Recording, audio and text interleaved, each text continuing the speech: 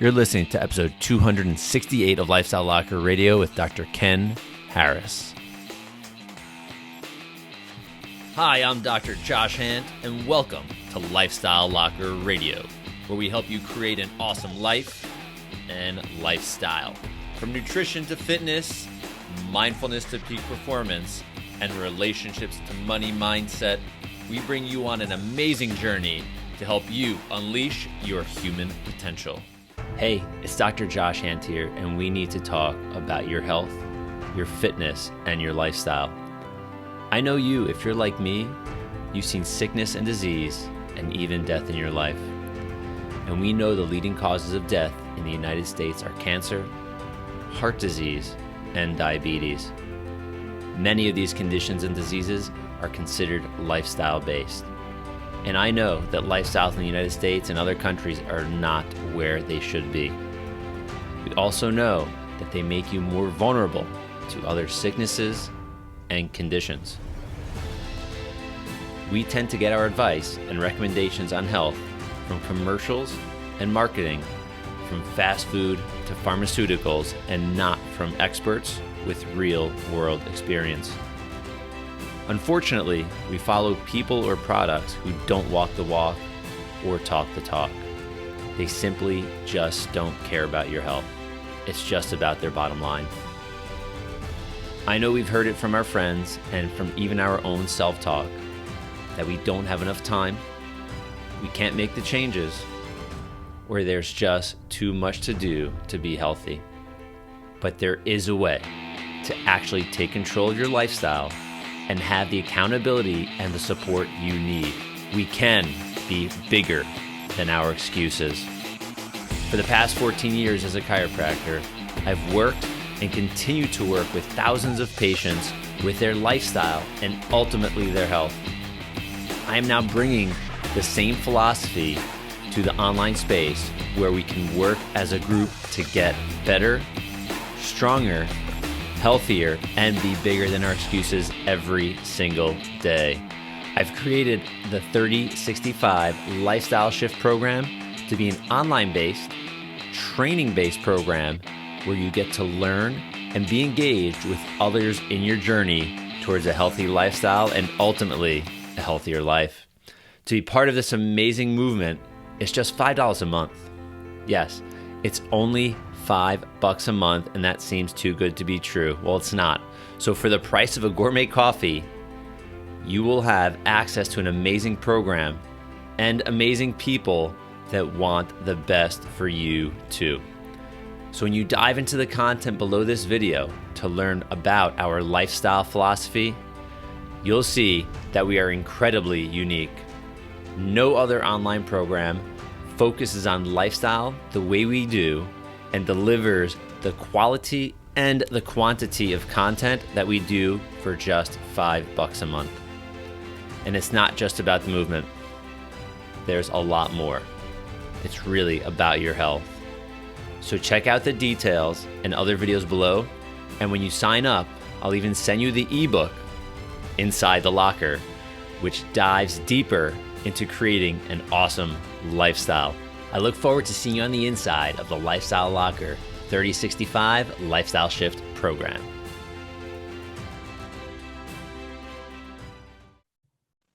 Hey everyone, welcome back to Lifestyle Locker Radio. We have another amazing guest today. This is Dr. Ken Harris. We got some cool stories to talk about.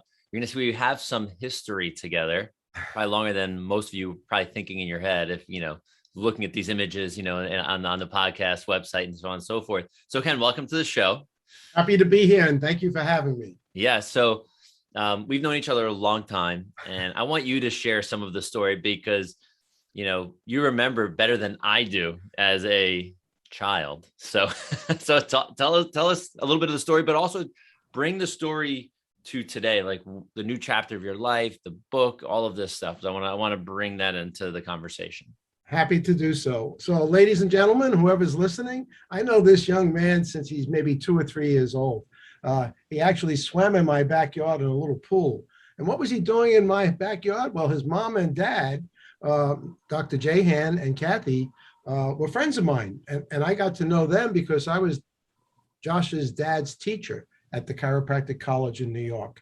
And so we used to have chiropractic philosophy meetings at my home, and Jay and Kathy brought little Josh and many other children. We had lots of children here for picnics, and I can still see him splishing and splashing around in my backyard. So I'm just thrilled to have this opportunity to see him grown into this beautiful man that he now is.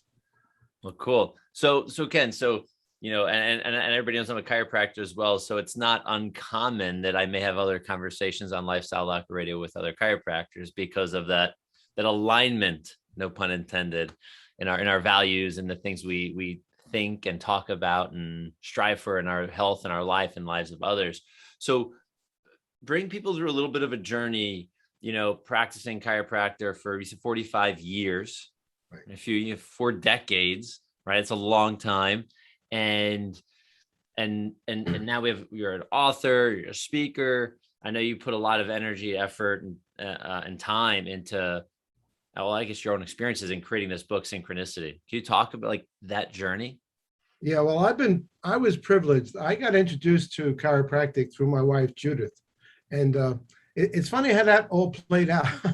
I dated a girl in high school, and her father was a chiropractor. And I was pretty merciless in criticizing him. I was very scientific at the time. I got 100 on my biology reasons. I got 100 on my geometry reasons. I was all in my head. I meet this girl, she's talking about chiropractors, and I ridiculed the heck out of her. She broke up with me. The very next person I meet and date is my current wife, Judith, of 52 years. I said, by the way, what does your dad do? She says, oh, he's a chiropractor.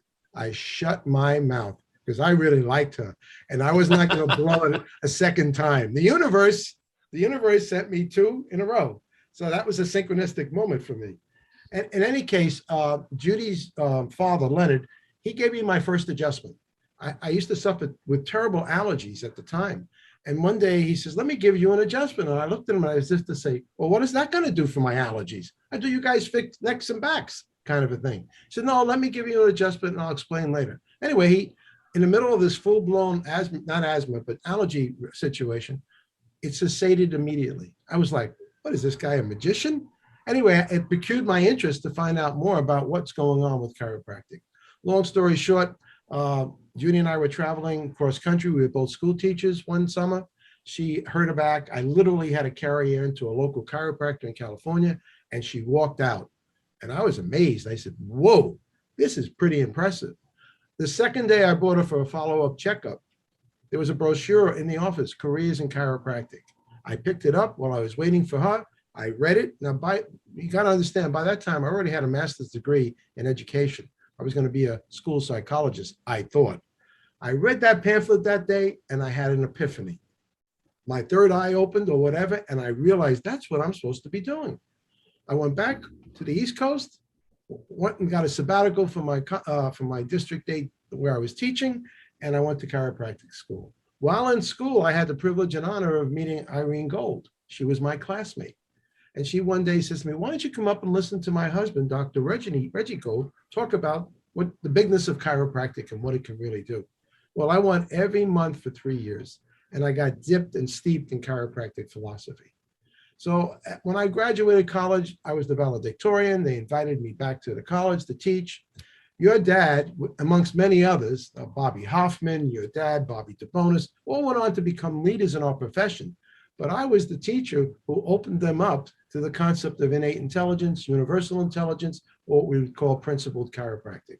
And the rest is history. I was 45 years in family practice, took care of thousands of people, families, mostly families, because I knew the value of what we do as chiropractors is preventative wellness care rather than after the fact treatment, which is what medicine basically is designed to do.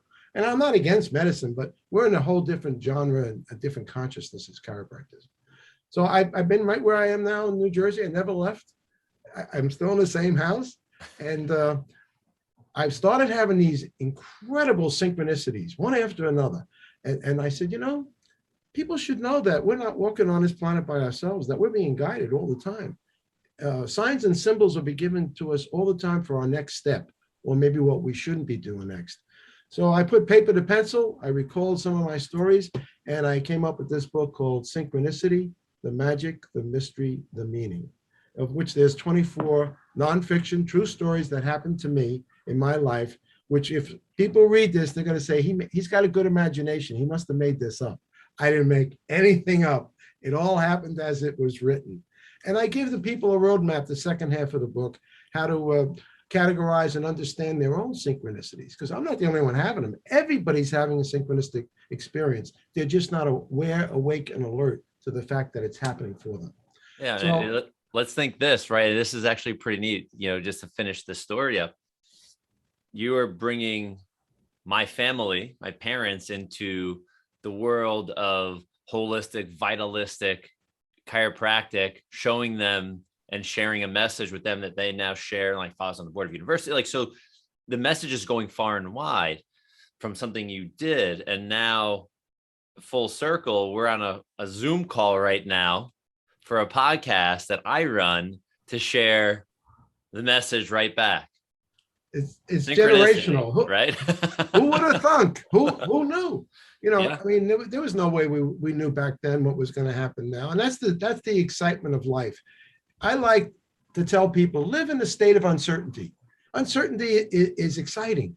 It's mystical. It's magical. The known is boring. If you can predict everything, your next step, where you're going to eat, what you're going to eat, when you're going to eat, it's a boring meal. So I like uncertainty. And we are now in the world in an ocean of it, because no one knows how this whole world situation that we're currently living through is going to eventually play out. So yeah. I say the unknown is exciting. The known is boring. Yeah, no, I think that's neat that you say that. And, as a chiropractor, as someone like yourself, that we teach, we preach, we practice health, right? Like that's what we do.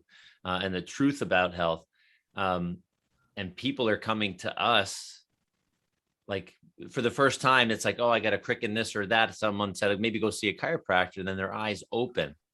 So holy cow, there's a whole lot more to me than all my parts. And, I was told that if I, just take this pill or do this and ignore that, and eventually it'll go away. Right. And so does your health, right? Health goes away too when we start to ignore it. I think it's a pretty powerful thing, I think. And that's like a lot of synchronicity for people as well that are finding like natural health solutions. I mean, don't you see that? Don't you feel that now, especially like in the chaos that we're living in the world? I mean, we're in the Northeast in the US, and we're definitely, experiencing it a lot, maybe even more than a lot of other parts of even the US alone. But people are still looking for natural solutions to their health rather than running to like, just take a medicine, a pill, a drug, whatever it is, a vaccine, who knows what, but to take that just to hide from something. Like, it's neat that people are still searching for something that can raise their vibration versus put them in a corner and let them hide and be away from everything. Do you see that? I mean, do you see that even Absolutely, yourself? absolutely. Every cloud has a silver lining. When someone loses their health, they go on a quest for an answer. And sometimes they don't get answers in the traditional methods. They find that there's nothing we can do for you. Go home and live with it, or go home and maybe die with it. And that causes people to seek answers. And when you're in a state of consciousness of asking, the universe for answers, the universe will send them. You will meet the right people at the right time, at the right place, to find solutions to that which you're currently confronting, if you're open. When a patient used to come in and they would tell me, doc, I have an incurable illness. I says, really? And they would tell me a name, and they had been to many, many physicians and doctors. I said, well, the word incurable means to cure from within. And they look at me. I said, there are no incurable illnesses. There are only incurable patients. But if you believe that you're incurable, I don't think I can help you. You may have to go elsewhere. And then I would explain to them, I used to keep the plaque on my office there.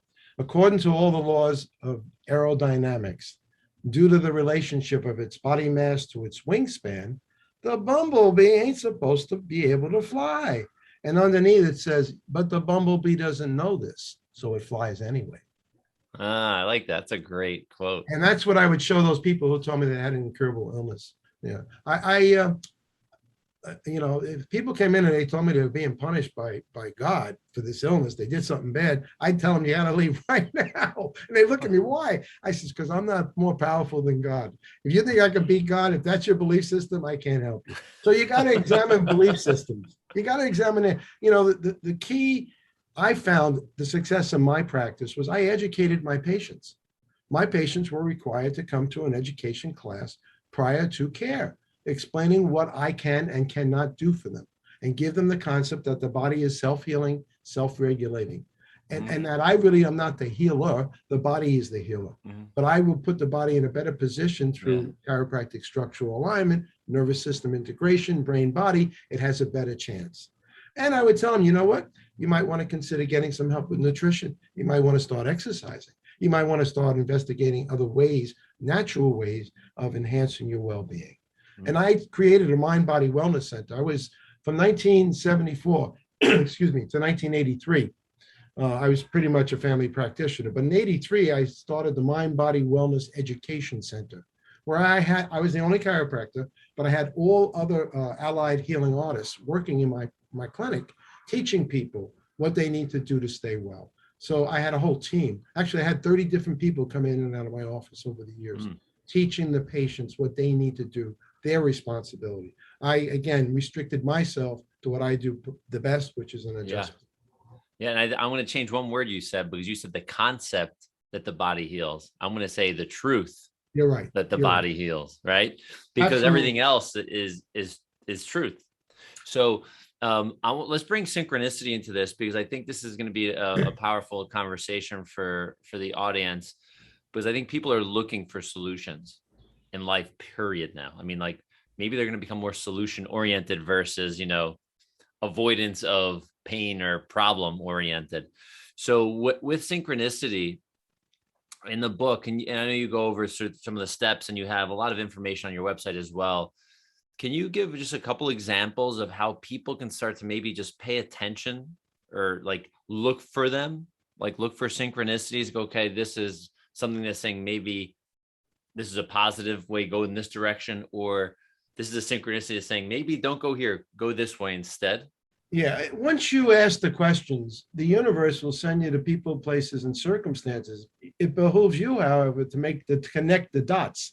Pay attention. Pay attention to people you meet, what they tell you, because I believe we're all talking to each other subconsciously all the time.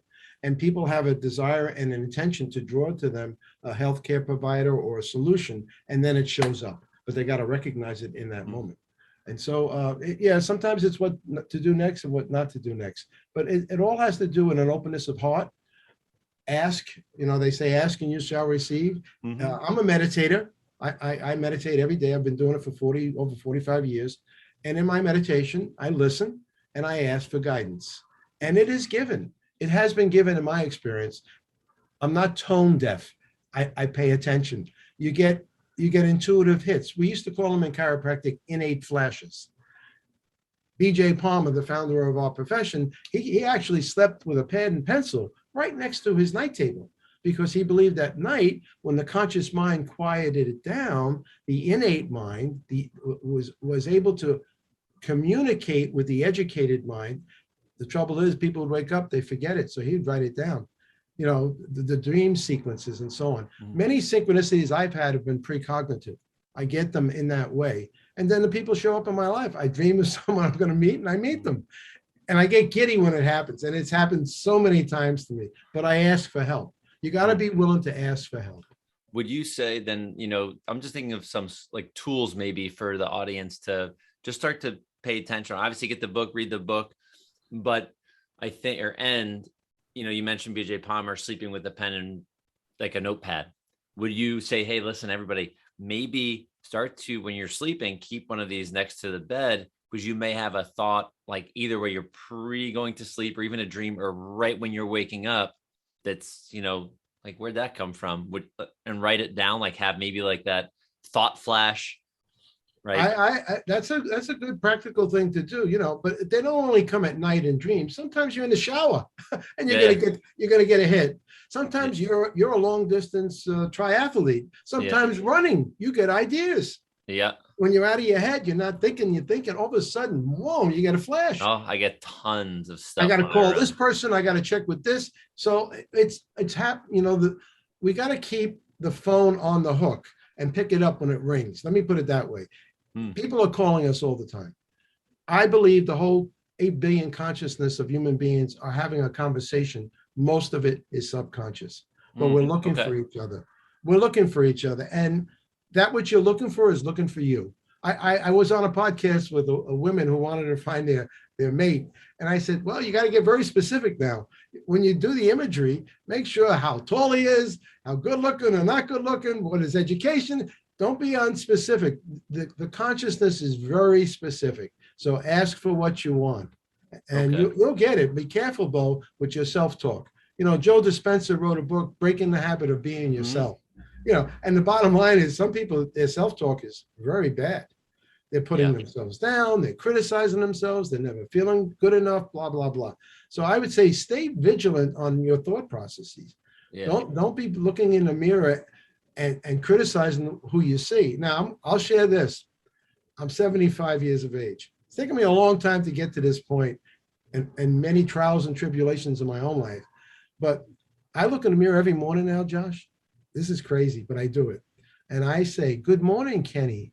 Do you know you're a magnificent being?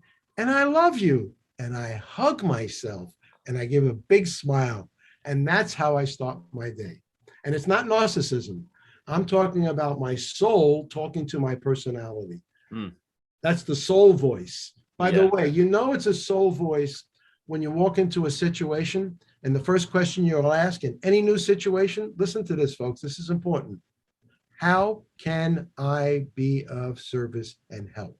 That's the soul's question. The ego is saying, hey, what's in it for me? When you go into what's in it for me, you're in the ego mind. You're not in your soul mind.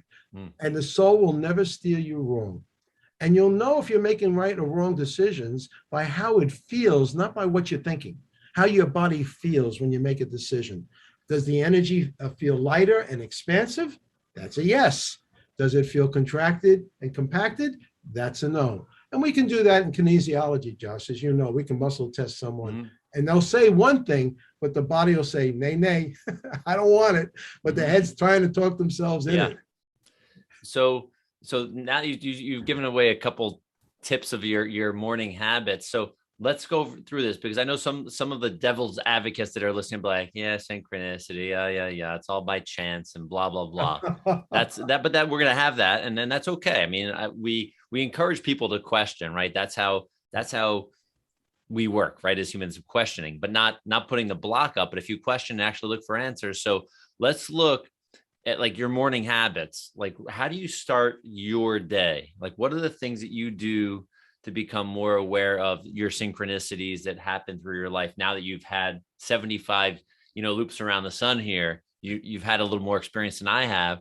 So for those that are my age, in between our ages, younger, what morning habits do you have, or evening habits, or any kind of habits that you think will help have people become more aware and listen better to the synchronicities?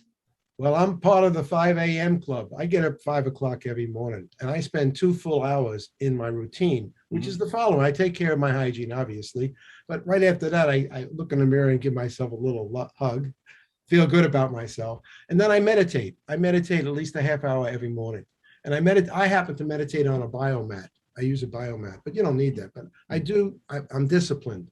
And I do different forms of meditation. I trained with Deepak Chopra. I have trained with Joe Dispenza. I don't care what form you use something that's comfortable and is right for you.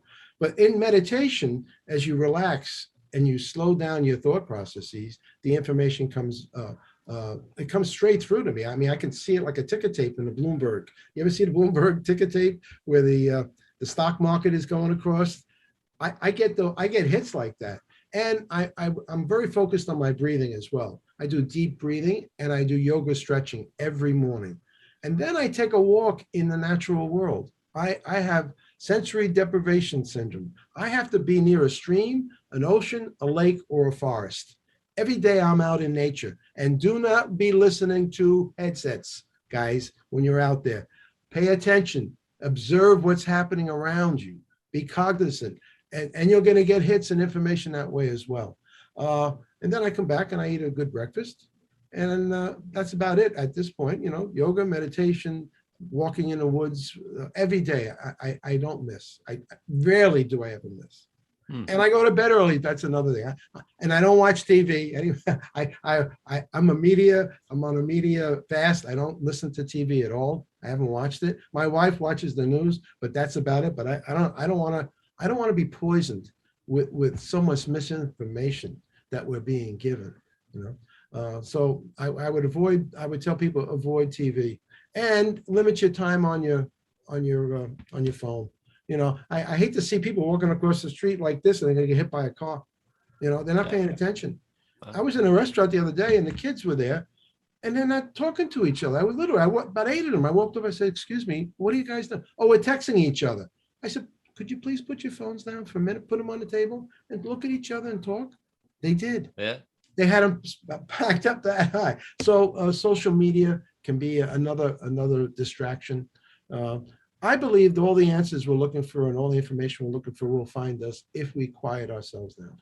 And the breath does that. Exercise. I know you're a great advocate of exercise. I walk 3 miles every day. I don't run, Josh, at my age. My joints are not that strong, but I'm envious of you. I mean, I see what you do. It's amazing. But just walking 2 to 3 miles a day is another very good thing to be doing for people.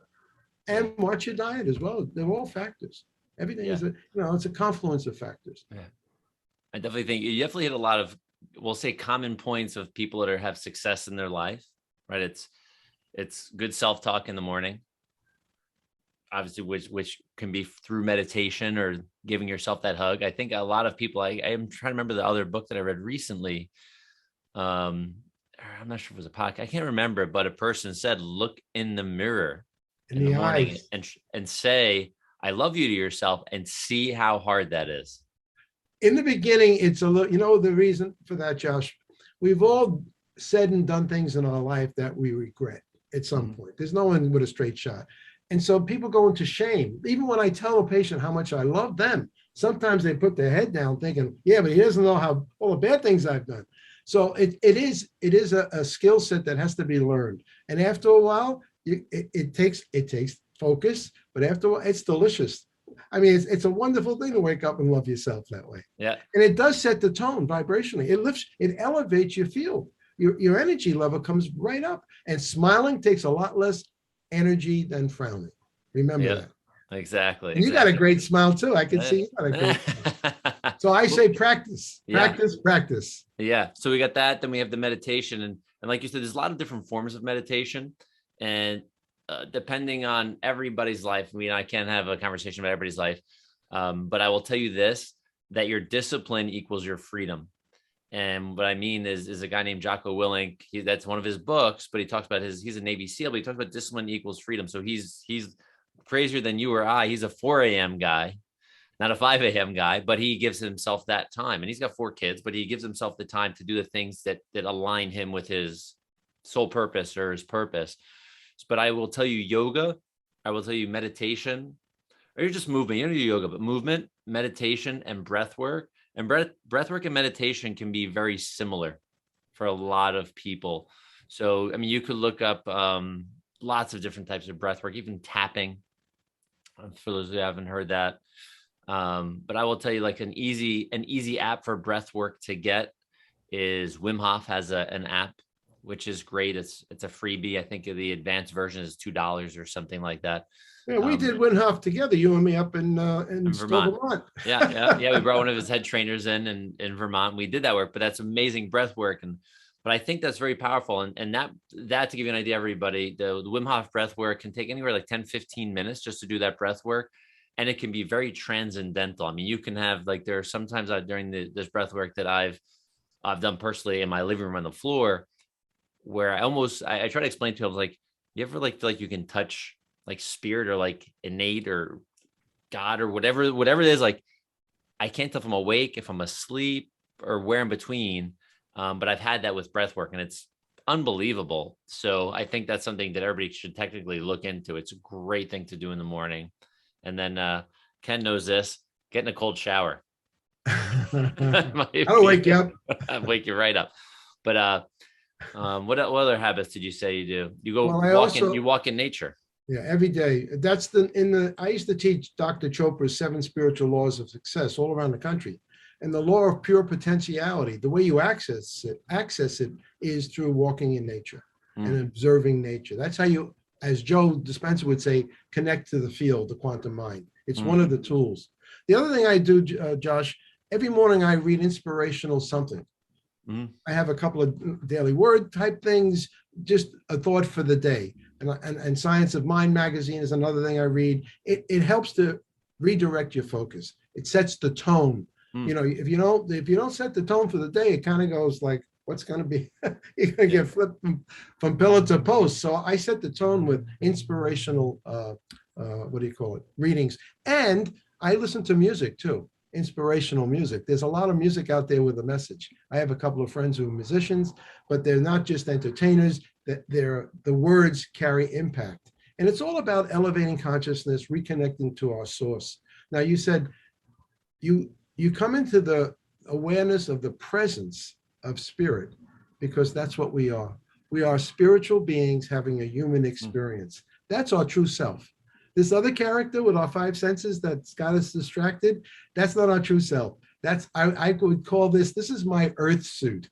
You know, if you go into space, you got to have a space suit to live. Well, if you're on planet Earth as a spiritual being, you need an earth suit and you need to take care of it. You need to wash it and groom it and feed it and exit. But this is just your suit. It's not who you are. I like that. The earth suit. Earth suit. I put mine on this morning, by the way, everyone, just so you know. Ken, so what's the best place for people to find out more about synchronicity, about you and what you do? Well, my website is Dr. D-O-C-T-O-R, KenHarris.com. I've got many podcasts on it. This one will be on it after we finish. I've archived 18 months of newsletters. I give out a free newsletter every month on spirituality, consciousness, and healing and health. They'll get a 5-page printout for free. It's the operative word. You hear that? It's free. You'll get a user-friendly guide for categorizing and understanding synchronicities. Yeah, I was looking at that. That's under the resources tab on your website. I was looking at that this morning. And there's a lot of other information on the site that may be of interest to people in various ways. I teach seminars and workshops all over the country. So here's the next question. So they want to learn about you there. If they want to connect with you, what's the best way to connect with you? Is it through social media? Is it via email? What's the best way? All right. Well, I'm an open book. On my website is my phone number. They can call me. I'm not hiding from people. I'm accessible, and I will make a promise. If you call me, I will call you back. And if you write to me, I will write you back. I used to hate it when I was coming up in the world, and I would reach out to someone so-called famous, and they ignore you. They wouldn't answer you. I took it personally. I should not have. But I know how that feels. If people take the time and effort to reach me, I will respond in kind. On the website, you put your name, your email. That's a great way to contact me. I answer all my emails. I answer all my voice messages. So I'm an open book. It's easy to get to me. Okay, great. And you can get the paper version. You can get it on Kindle as well. Yes, Amazon sells the Kindle version and the paper version. If you want a signed copy, you have to go through my website because they won't let me sign them in advance. So, some people like that. So you can purchase it on my website as well. I'm in all Barnes and Nobles. You can get me anywhere because I'm in a catalog called Ingram Sparks. So you go to any bookstore and I'm in that catalog. If they don't have it on the shelf, they can order it for you. Cool. All right. Well, Ken, this has been fun, exciting. Yes. I'm glad to Yes. share you with our tribe. Yeah, well, I'm a member of your tribe. Likewise. By the way, you recognize your tribe members, folks, not by what they look like, but how you feel in their presence when you're speaking with them and when you're physically with them. You'll have a sense of familiarization. You'll be at ease. You'll be comfortable. Then you know you're in the tribal pattern. But if someone's giving you this, they ain't your tribe. Leave them alone. You know, as I say, to those who understand, no explanation is possible. And to those who do not understand, To those who understand, no explanation is necessary, and to those who don't, no explanation is possible. So really, don't waste your time on people who are not looking and willing to hear the information. If they ask, provide it. But we're not here to impose anything on anybody. Great. Well, that's a great message to finish with, Ken. So thank you so much. Glad to share you, and we will see you soon. Yes, and thank you for this opportunity, Josh. It tickles my heart to see you. I mean, from whence you came to where you is, it's just you're a beautiful man. Thank you. Thank you.